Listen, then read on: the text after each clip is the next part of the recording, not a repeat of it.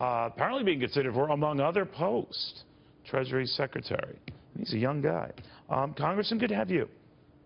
Hey, Neil. Thanks for having me today. Well, that's an honor to be even thought of in that pool for a cabinet position. Would you be interested? Well, if I could, please, if you'd allow this departure, since it is Veterans Day, as an elected official, as the father of 2 teenagers, any veteran within earshot, thank you, thank you, thank you for what you do for freedom, our safety, our security. I just needed to say that. So, listen, Neil, the phone hasn't rung in my office. If it does, I'll clearly take the call. I'm very excited about the President-elect's economic agenda, the thought of passing fundamental tax reform, something that's built for growth, built for simplicity, makes the IRS accountable. You know, I've shared with Donald Trump before plans that we had put forth in our committee for getting rid of Dodd-Frank. He wants to get rid of Dodd-Frank. I'm very excited about that. Holding the unaccountable bureaucracy accountable.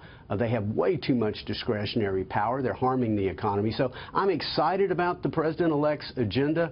You know, right now I'm in a pretty good position to help that agenda, but if they wanted to talk to me about something else, again, I'd certainly take the call, have the conversation. Wouldn't that be something if, like, your wife told you, hey, it's President-elect Trump on the phone, I'm not here, I'm not here. So obviously you take the call. But, you know, I'd take the call. I thought when I heard your name mentioned for this, and that it could be a very smart choice. I'm not trying to blow you smoke, in that you know how to get stuff done in the House, and that's important. This is, you know, even though Republicans, you know, have a more of a comfortable majority there than they certainly do out in the Senate, that these kind of policies, tax policies, you know, percolate first in the House, and getting them through that and in a form that jives with what they want to do in the Senate, what they want to do at the White House, you're pretty well schooled in that, and that might be the reasons behind you being on this short list, if not the list for it.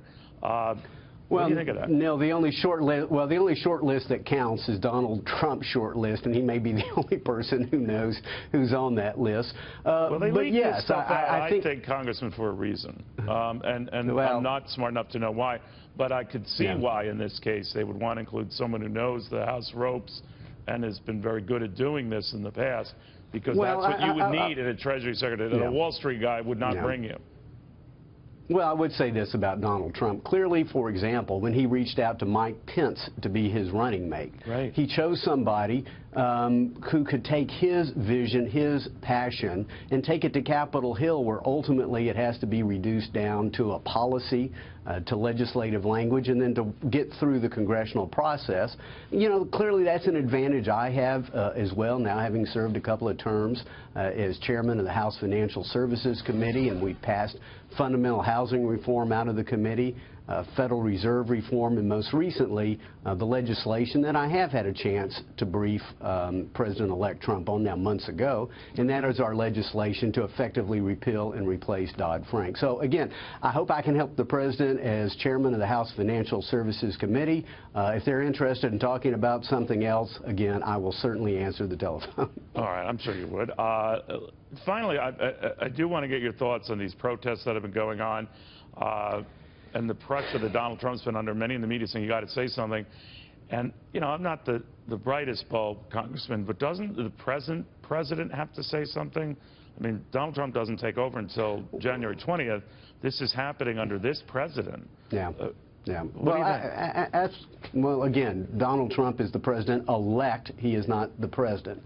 So on the one hand, obviously, we know our First Amendment is sacrosanct, the freedom of speech, the right to petition your government for the redress of grievances enshrined in the Constitution. Nowhere will you see the right to riot, to destroy private property. And, you know, just the hatred that is being spewed in the streets. The bottom line is, I wasn't happy 8 years ago at an election, but democracy has worked. And frankly, I think recently President Obama, Secretary Clinton, and President-elect Trump have set the perfect tone. And so it's just really, really embarrassing and tragic that these people would be doing this. I have no doubt they should be passionate, they should stand by their beliefs, but this rioting is absolutely inexcusable and should not happen in our republic. All right, sir, thank you very, very much. Good talking to you again. Jeff Hensarling, Fine State of Texas.